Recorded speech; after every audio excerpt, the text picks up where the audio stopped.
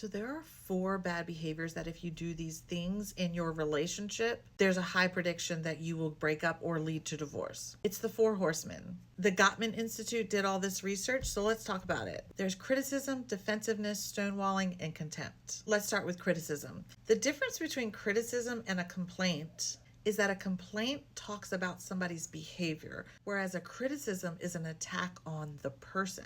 You can say things like, I really wish you weren't being so mean right now, versus, oh my God, you're such a fucking asshole all the time.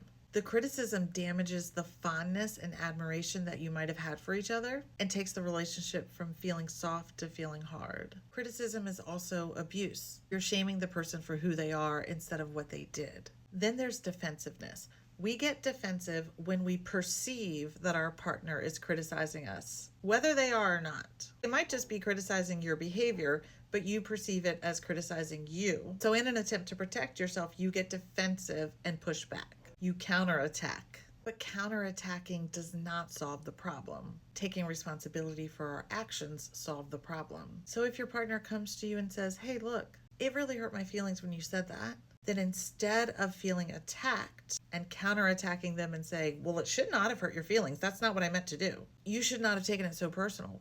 Instead, you recognize, oh, okay, maybe my intention wasn't to hurt your feelings, but that was the impact that I hurt your feelings. So I'm going to apologize for hurting your feelings, and I'm going to ask some clarifying questions so that I can make sure I don't do it again. Because if you continue to be defensive, then your partner's never going to bring things up to you, and you're going to lose that emotional connection because they're not going to feel safe. Then there's stonewalling. This is basically where you just ignore your partner. You look away from them, you don't maintain eye contact, you cross your arms, and you stop talking. And generally we do this because we are flooded with emotions. When that happens, our frontal lobe turns off and we can't think clearly, except for the negative thoughts that are ruminating in your head the whole time. You're paying attention to your negative thoughts and not what that person is saying.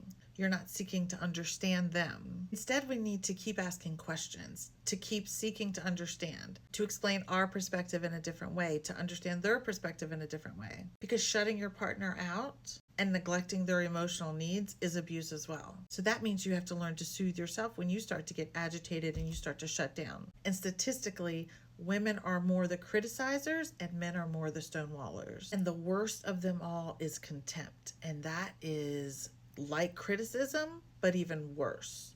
You really just don't like the person and you feel superior to that person. You give them verbal threats, you call them names, you insult them, and there's a whole lot of eye rolling. You're mocking the person, you're correcting them all the time. You make them feel less than you.